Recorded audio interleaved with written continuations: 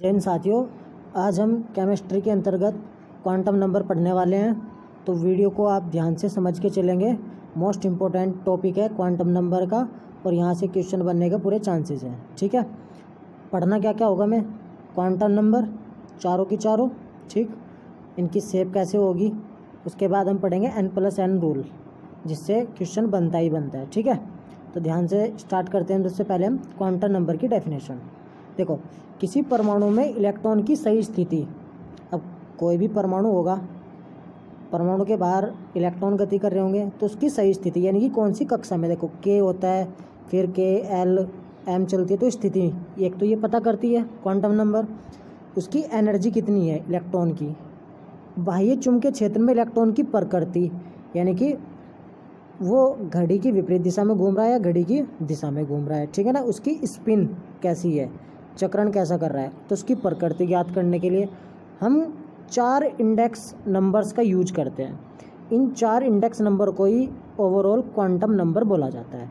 वो 4 index number कौन से हैं, तो पहला तो है इसमें प्रिंसिपल क्वांटम नंबर, हिंदी में बोलते हैं इसको मुख्य क्वांटम संख्या, रिप्रेजेंट करते हैं एन से, ठीक है। उसके बाद एजीम्यूथल यानी कि दिगंत से क्वांटम नंबर, जिसे एल से रिप्रेजेंट करते हैं। तीसरी है मैग्नेटिक यानी कि चुंबकीय क्वांटम संख्या, जिसे एम से रिप्रेजेंट करेंगे। फिर नेक्स्ट है स्पिन यानी कि चक्रण क्वांटम संख्या, जिसे हम एस से रिप्रेजेंट करेंगे, ठीक है। अब इसको हम डिटेल में पढ़ते हैं। तो पहले हमने पढ़ी कौन सी, पहले हम कौन सी पढ़ेंगे, अब प्रिंसिपल क्वांटम नंबर, ठीक है। प्रिंसिपल क्वांटम नंबर यानी कि मुख्य क्वांटम संख्या, खोज कौन करते हैं यानी कि इसकी उत्पत्ति कौन करता है, बोर नामक वैज्ञानिक करते हैं, ठीक है। ये क्वांटम नंबर क्या करता है, परमाणु में कोष यानी कि सेल यानी कि जो ऑर्बिट होते हैं, ऑर्बिट, ठीक है ना, जहाँ पर इलेक्ट्रॉन परमाणु के चारों ओर घूम रहा है, ठीक है ना, नाभिक के चारों ओर घूम रहा है, ठीक है ना, यानी कि ऑर्बिट कक्षा होगी, कोष या कक्षा या एनर्जी के बारे में बताती है। कौन बताएगी, वो प्रिंसिपल क्वांटम नंबर।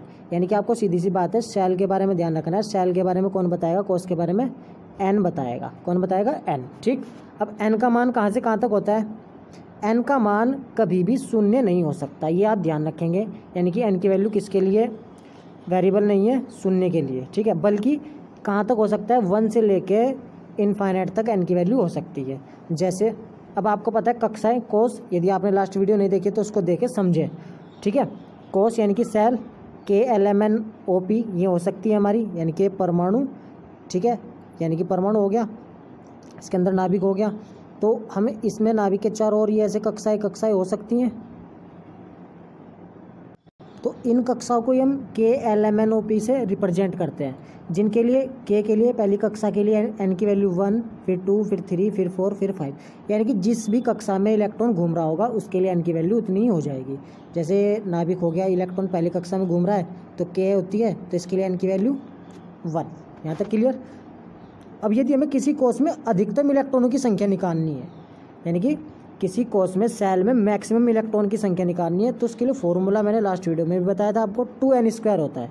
यानी कि ये नाभिक और इलेक्ट्रॉन घूम रहा है पहली में, तो हमें से मैक्सिमम इलेक्ट्रॉन बताने कितने आ सकते हैं। तो हमने क्या करना है, n की वैल्यू 1 रख देंगे, तो 2 गुणा 1 का स्क्वायर कितना होगा, 1, तो 2 की मल्टीप्लाई 2 से कर देंगे, कितना आएगा, 2। तो आपको पता है पहली कक्षा में हमेशा कितने इलेक्ट्रॉन आ सकते हैं, मैक्सिमम 2। तो ये फॉर्मूला उस पर काम करता है निकालने के लिए, ठीक। अदर के लिए भी हम यूज कर सकते हैं, जैसे ये K के लिए N की वैल्यू 1 रखोगे तो 2 आएगा, 2 रखोगे तो 8 आएगा। ये आपको जो वेल नोन होना चाहिए, चीज़ें निकालनी आनी चाहिए, ठीक है। अब यदि मोस्ट इंपॉर्टेंट क्वेश्चन बनेगा, इस क्वांटम नंबर द्वारा परमाणु का आकार यानी कि जो परमाणु का साइज है, यह इलेक्ट्रॉन की केंद्र से दूरी है। भाई ये केंद्र होगा यदि किसी का, और इलेक्ट्रॉन यहाँ घूम रहा है, तो यहाँ इलेक्ट्रॉन घूम रहा है, यहाँ से यहाँ तक की दूरी, या परमाणु का साइज मान लो। बात तो ये होगी ना, नाभिक से इलेक्ट्रॉन बाह्य कक्षा तक घूम रहा होगा, तो वहीं तक परमाणु का साइज कितना होगा, ये इलेक्ट्रॉन की केंद्र से दूरी कितनी होगी, उसे ज्ञात करने के लिए हम क्या फॉर्मूला लगाते हैं, R बराबर 0.529 इंटू n²/z एंगस्ट्रॉम। ये उसकी दूरी आ जाती है। Z क्या होगा, परमाणु क्रमांक, एटॉमिक नंबर होगा। n क्या होगा, जिस सेल में या जिस कक्षा में वो घूम रहा है। जैसे मैं हाइड्रोजन की बात करता हूँ, 1H1 मान लीजिए पहली कक्षा में घूम रहा है, तो इसके लिए R यानी कि त्रिज्या कितनी होगी एटम की। तो आपने क्या करना है, देखो एटॉमिक नंबर नीचे लिखा होता है, Z की वैल्यू 1, एन की वैल्यू पहली कक्षा में घूम रहा है तो एन की वैल्यू 1, तो 1 का स्क्वायर 1, 1 से 1 सेम रहेगा, तो आर की वैल्यू कितनी आएगी 0.529 एंगस्ट्रोम। ये डायरेक्ट आपकी एच के लिए, हाइड्रोजन के लिए आर की वैल्यू आ जाएगी। तो कल के दिन आपको कोई और सा एटम हीलियम पूछ ले 2He4, तो यहाँ एन जेड की वैल्यू कितनी हो जाएगी 2, और कौन सी कक्षा में होगा, जिस कक्षा के लिए बोलेगा। यदि 3 के लिए बोला तो एन की वैल्यू 3 रखकर इसको सोल्व कर देंगे। ठीक है, यहाँ तक आपका क्वेश्चन बन जाएगा। यदि आपसे परमाणु में इलेक्ट्रॉन की ऊर्जा पूछ ले, एनर्जी, एनर्जी को एन बताता है, पहली कक्षा प्रिंसिपल क्वांटम नंबर है जो इलेक्ट्रॉन की एनर्जी को भी बता रही है, तो उसके लिए फॉर्मूला है E बराबर माइनस, ध्यान रखेंगे माइनस 13.6 गुणा Z square upon N square. ध्यान देंगे वहाँ एन स्क्वायर अपॉन जेड था, यहाँ पर क्या है Z square upon N square है, तो इसमें कन्फ्यूजन नहीं होना, इलेक्ट्रॉन वोल्ट। ठीक है, अब इसमें वैल्यू आपको रखनी आनी चाहिए। जेड पता है आपको परमाणु क्रमांक रखना है जिस भी एटम के लिए निकालना है, और एन किस कक्षा में है वो इलेक्ट्रॉन उसके लिए, तो उसकी एनर्जी आराम से आप फाइंड कर सकते हैं। देखो प्रिंसिपल क्वांटम नंबर चुंबकीय क्षेत्र की अनुपस्थिति में ज्ञात की जाती है, यानी कि मैग्नेटिक फील्ड वहाँ नहीं होगा जहाँ पर प्रिंसिपल क्वांटम नंबर फाइंड किया जाएगा। ठीक है, नेक्स्ट बात करते हैं हम एजीमुथल क्वांटम नंबर की। इसके खोजकर्ता कौन है, समरफील्ड। इसकी खोज किसने की है, समरफील्ड ने। इसे रिप्रेजेंट एल से करते हैं। इस क्वांटम नंबर को ही कोणीय संवेग क्वांटम नंबर कहा जाता है, यानी कि जो एंगुलर मोमेंटम क्वांटम नंबर है उसको हम एजीमुथल क्वांटम नंबर बोलते हैं, और एजीमुथल को ये बोलते हैं, यानी कि एक व्यक्ति के दो नाम है। ठीक है, इसके बाद देखो वो सेल को बता रही थी कौन, एन, जो प्रिंसिपल क्वांटम नंबर थी, ये सब सेल को, सारी चीज़ें सब सेल में चलेगी, उपकोष, उपकक्षा, उप ऊर्जा के बारे में बताएगी। ठीक है ना, इसमें भी चुंबकीय क्षेत्र की अनुपस्थिति में ज्ञात किया जाता है, उसको भी, यानी कि एन को भी चुंबकीय क्षेत्र की अनुपस्थिति और एल को भी। ठीक है, और एल का मान जाता कहाँ तक है, ये ध्यान रखने वाली बात है, एल का मान 0 से n-1 तक होता है, यानी कि जो एल का मान होगा वो हमेशा n से 1 कम होगा। ठीक है, ये कहने का मतलब है। जैसे उपकोष आपको पता है, लास्ट वीडियो में आप समझ चुके, उपकोष सब सेल क्या होते हैं, SPDF होते हैं, तो इनके लिए एल का मान कितना होता है, S के लिए 0। देखो S यदि 1 है तो एल का मान कितना होता है, यानी इसके लिए n का मान 1 है तो एल का मान कितना होगा, n-1, तो 1 - 1 करोगे तो एल का मान कितना आएगा 0, S के लिए 0, P के लिए 1 आएगा, D के लिए 2 और F के लिए 3। ठीक है, ये चीज़ आपको समझ में आ गई। लेकिन अब फॉर्मूला यहाँ से फिर से आपको ध्यान रखना है, उपकोष में यानी कि सब सेल में अधिकतम इलेक्ट्रॉन की संख्या किससे निकाली जाएगी, तो निकाली जाएगी 2 × 2l+1 से। अब एल का मान आप समझ गए हैं, S के लिए 0 होगा, P के लिए 1 होगा, D के लिए 2 होगा और F के लिए 3 होगा। ठीक है, ये तो था उपकोष में यानी कि सब सेल में, और सेल में कौन सा है, 2n² है मैक्सिमम निकालने के लिए, इसमें कन्फ्यूजन नहीं होना है आपको। ठीक है, जैसे आप एग्जांपल के तौर पे S उपकोष में S के लिए एल का मान 0, तब फॉर्मूले में रखो 2 × 0+1, तो 2 0 0 हो जाएगा, 1 की मल्टीप्लाई 2 में करोगे तो 2 आ जाएगा। ठीक है, S उपकोष के लिए आपको अधिकतम इलेक्ट्रॉन की संख्या कितनी आएगी 2। शेप क्या होती है, S की स्पेरिकल, सब सेल होता है ना S स्पेरिकल, P की डम्बल, देखो एक डम्बल ऐसे होगा डम्बल, D की double dumbbell, D for double dumbbell, D से डबल डम्बल, F की कॉम्प्लेक्स होती है जटिल, यानी कि ये डबल डम्बल होगी, ये डम्बल होगा, और P यानी कि जो S होगा आपका स्पेरिकल होगा। ठीक है, ये आपको ध्यान रखना है शेप किसकी कैसी होती है। ठीक है जी, अब नेक्स्ट इम्पोर्टेंट, हाइड्रोजन के अलावा अन्य तत्वों के लिए एक ही कोष में यानी कि एक ही सेल में विभिन्न उपकोषों की ऊर्जा जो होगी, एनर्जी होगी सब सेल्स की, वो एल का मान बढ़ने पर बढ़ती है। देखो H के अलावा कोई सा भी तत्व आ जाए हमारे पास, एक ही कोष, देखो कोष क्या होता है, जो n को दर्शाता है, शुरू वाला n की वैल्यू 4 4 4, तो एक कोष हो गया। ठीक है, सब सेल SPDF होते हैं, तो सब सेल अलग अलग है, यहाँ ऐसे, यहाँ P है, यहाँ D है, यहाँ F है, तो इनके लिए एल का मान भी अलग अलग होगा। जिसके लिए एल का मान ज़्यादा होगा उसकी एनर्जी भी ज़्यादा होगी, तो F के लिए एल का मान ज़्यादा आता है क्योंकि 3 आता है, D के लिए 2 आता है, P के लिए 1 आता है, S के लिए 0 आता है, तो इनकी एनर्जी का क्रम भी यही हो जाएगा। ठीक है, ये आपसे लगाने के लिए ऑर्डर आ सकता है एग्जाम में। ठीक है, अब नेक्स्ट बात करते हैं हम मैग्नेटिक क्वांटम नंबर की, यानी कि चुंबकीय क्वांटम संख्या की। रिप्रेजेंट M से कर रहे हैं मैग्नेटिक क्वांटम नंबर। खोज करी थी लैंडे ने, किसने की थी खोज, लैंडे ने। ठीक है, अब ध्यान रखना है आपको, N किसे बता रहा था, सेल को, P किसे जो आपका L था एजीमुथल क्वांटम नंबर, वो किसे बता रहा था, सब सेल को, यानी कि ये ऑर्बिट को। अब नेक्स्ट आ जाएगा मैग्नेटिक क्वांटम नंबर, ये किसे बताएगा, ऑर्बिटल को। यह परमाणु के कक्षक ऑर्बिटल के बारे में बताती है, कौन, मैग्नेटिक क्वांटम नंबर। ये बाह्य चुंबकीय क्षेत्र में ज्ञात की जाएगी। इलेक्ट्रॉन की प्रकृति को समझाती है, इलेक्ट्रॉन की नेचर कैसी है। जब हम किसी परमाणु को बाह्य चुंबकीय क्षेत्र में रखते हैं तो गति करने वाले इलेक्ट्रॉन कोणीय संवेग परिवर्तन करके एक चुंबकीय क्षेत्र उत्पन्न करते हैं। यानी कि यदि वे एंगुलर मोमेंटम प्रेजेंट कर रहे हैं तो एक चुंबकीय क्षेत्र उत्पन्न करेंगे, क्योंकि हमने उसे किस में रखा है, इलेक्ट्रिक फील्ड में रखा है, यानी कि चुंबकीय क्षेत्र में रखा है। इस पर बाह्य चुंबकीय क्षेत्र के प्रभाव से एक परमाणु में उपस्थित कोष एक या एक से अधिक भागों में विभक्त हो जाता है, यानी कि वो अपने पार्ट्स में डिवाइडेशन हो जाता है। किस में, ठीक है, जब उसे हम बाह्य चुंबकीय क्षेत्र में रखते हैं। कौन से प्रभाव के कारण, बाह्य चुंबकीय क्षेत्र के प्रभाव के कारण, ठीक है, विभक्त हो जाता है। जिससे कक्षों का क्या बोलते हैं, अभिविन्यास, यानी कि ऑर्बिटल का अभिविन्यास, रीअरेंजमेंट बोलते हैं। इस प्रभाव को क्या बोलते हैं हम, जीमान प्रभाव बोलते हैं। क्या बोलते हैं, जीमान इफेक्ट।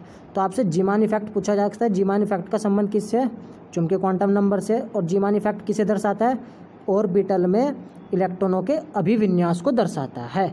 ठीक है जी। यदि आप परमाणु को विद्युत क्षेत्र में रख दो, इलेक्ट्रिक फील्ड में, मैग्नेटिक, जो ऊपर का मैग्नेटिक फील्ड था ना आपका, यदि आप मैग्नेटिक फील्ड की जगह उसको इलेक्ट्रिक फील्ड में रख दो, तब जो इफेक्ट पड़ेगा बाह्य मैग्नेटिक फील्ड का, उसे तब बोलेंगे हम स्टार्क प्रभाव।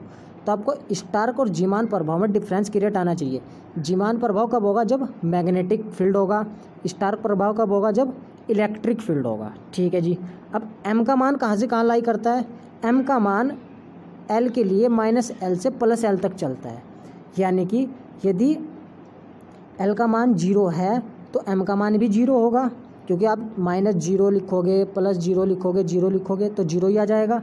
यदि l का मान 1 है तो -1 से आपको सीरीज आती होगी ना, यहाँ 0 होता है, इधर इससे इधर -1 -2 चलता है, इधर 1 इधर 2 चलता है, पॉजिटिव वाले चलते हैं। ठीक है। यदि l का मान 1 है तो इसके लिए -1 से लेकर +1 तक वैल्यू आएगी। तो -1 यहाँ, फिर उसके साथ 0 भी आ रहा है और उसके साथ +1 भी आ रहा है। तो आपको ये वैल्यू फाइंड करनी आ जानी चाहिए आराम से। ठीक है, ये कंडीशन सबके लिए है।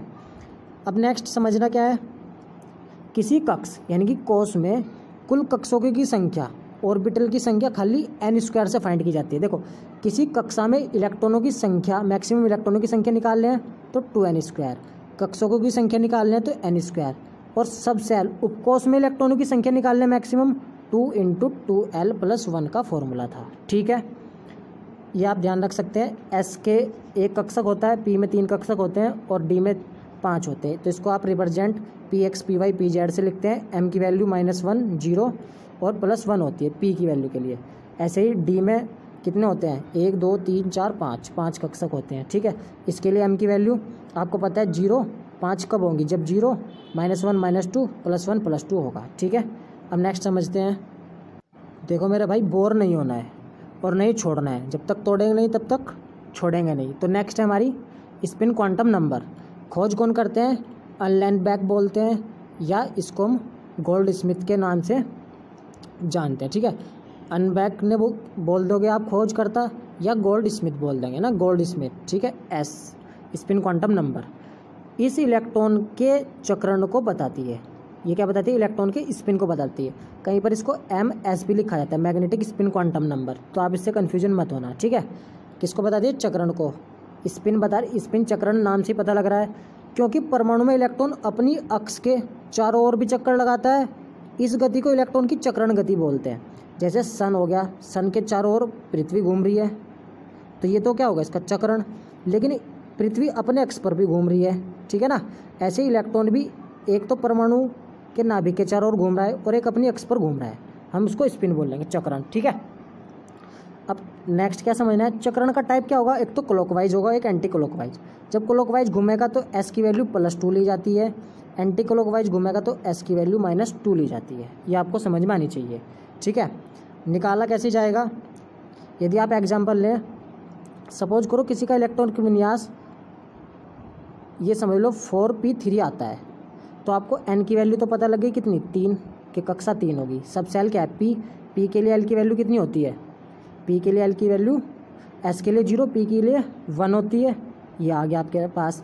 और m के मान कितना होता है, m का मान n के लिए -1 0 +1 होता है। तो हमने p के लिए कितने ऑर्बिटल बनते हैं, 3, -1 0 +1 बना दिया। अब इलेक्ट्रॉन कितने हैं? 3, ठीक है ना, 3 ही तो है, 1 2 3 भर दिए हमने। तो जब स्पिन का इसका स्पिन इधर की साइड होगा तब हम क्या लेंगे? प्लस, क्लॉकवाइज घूम रहा होगा वो। यदि इधर आएगा तो एंटी क्लॉकवाइज, तब एस की वैल्यू -1 होगी। तो आपको सारी वैल्यू फाइंड करनी आ जानी चाहिए इसी एग्जाम्पल से, ठीक है। इलेक्ट्रॉनिक विन्यास आपको आना चाहिए। उसके बाद किसी इलेक्ट्रॉन का चक्रण यानी कि कोणीय संवेग का फॉर्मूला क्या होगा? एंगुलर मोमेंटम का स्पिन के लिए तो कितना होता है? h/2π√s × s+1। ये डायरेक्ट फॉर्मूला पूछा भी गया पेपर में, ठीक है। तो आप किसी इलेक्ट्रॉन का चक्रण का कोणीय संवेग h/2π√s × s+1। नॉर्मल चीज़ें सब पढ़ रहे हैं। यदि आप टफ चीज़ें कवर करके चल रहे हैं तो आपका एग्जाम्पल में, पेपर में एग्जाम्पल जो भी आएगा, क्वेश्चन आएगा आपका बनेगा, क्योंकि यहाँ है फिर करता है। कभी h नीचे 4π कर देगा, कभी h² कर देगा, कभी s की जगह और वैल्यू रख देगा, ठीक है। तो आपको ये लर्न कर लेना है। अब इसको बात करते हैं n+ रूल की। n+l रूल बोल दो या l+n रूल बोल दो। इसे हम ऊर्जा का नियम भी बोलते हैं। बहुत इंपॉर्टेंट है। करना कैसे होता है आपको बता चुका हूँ। s के लिए n की वैल्यू 1, p के लिए 2, d के लिए 3, f के लिए 4। लेकिन l की वैल्यू s के लिए कितनी होती है? 0, p के लिए 1, d के लिए 2 और f के लिए 3, ठीक।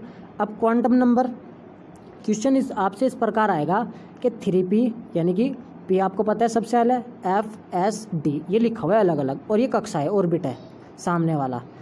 कब बढ़ता क्रम क्या होगा, यानी कि इनका एनर्जी का बढ़ता क्रम क्या होगा, तब आप इसको क्वेश्चन को कैसे सोल्व करोगे? आपके पास ऑप्शन भी आएंगे। अब आपको पता है 3p के लिए n की वैल्यू कितनी है? n की वैल्यू तो 3 हो गई 3p के लिए, और p के लिए l की वैल्यू 1 हो गई। तब मुझे n+n की वैल्यू फाइंड करनी है। तो मैंने n की वैल्यू 3 रखी, l की वैल्यू 1 रखी, तो कितना है वैल्यू? इसके लिए 4 आई, ठीक। उसके बाद मैंने 4f के लिए निकाला। 4f के लिए आपको दिख रहा होगा नीचे। 4f के लिए n की वैल्यू 4 हो गई, l के लिए f के लिए l की वैल्यू कितनी होती है? 4 होती है। तो n+l निकाला, कितना आया? 8। ये 4 आया था, ये 8 आ गया। फिर उसके बाद 6s के लिए, अब n की वैल्यू तो 6 हो गई, और s के लिए l की वैल्यू कितनी होती है? 0। तो n+n यानी कि 6 + 0 6 आ गया। किसके लिए? s के लिए, ठीक है। इसी प्रकार 4d के लिए निकाला। n की वैल्यू 4 सामने वाली यानी कि जो सेल को बता रही है, और जो सब सेल d यानी कि d है, कोस है आपका d, उसके लिए f की वैल्यू कितनी होती है? 3। तो n+l निकाला 7। अब आपसे पूछा बढ़ता क्रम यानी कि इंक्रीजिंग ऑर्डर कब होगा? जो सबसे कम होगा वो पहले रखा जाएगा, यानी कि 4। तो आप क्या लिखोगे? पहले 3p लिखोगे। फिर उसके बाद 4 के बाद क्या आएगा? 6। 6 के लिए कितना लिखोगे? 6s लिखोगे। फिर उसके बाद 7 आएगा। 7 कितना आ रहा है? 4d। फिर उसके साथ बढ़ता हुआ क्रम सबसे ज़्यादा 8 आ रहा है, किसके लिए आ रहा है? 4f के लिए। तो आपको ऐसे फाइंड करना है। तो ये क्रम आपके लिए निकल के ही आ जाएगा, ठीक है। आई होप आपको ये चीज़ें समझ में आ रही होंगी, आपने निकाल भी लिया होगा, ठीक है। अब आप वेरियस एग्जाम्पल कर सकते हैं इसके, ताकि आपको प्रैक्टिस भी हो जाए। तो फिर मिलेंगे नेक्स्ट वीडियो में नेक्स्ट टॉपिक के साथ। तो यदि आपको वीडियो अच्छी लगी तो प्लीज़ लाइक करें, कमेंट करके बताएं। और आपको टेलीग्राम व्हाट्सएप ग्रुप से जुड़ना है तो आप लिंक दे दिया जाएगा आपको डिस्क्रिप्शन में, वहाँ से आप उसको फाइंड कर सकते हैं, ठीक है। और वीडियो देखनी है आप, वो भी पड़ा हुआ है नीचे लिंक उनका, देख सकते हैं। तब फिर मिलेंगे नेक्स्ट वीडियो में। जय हिंद।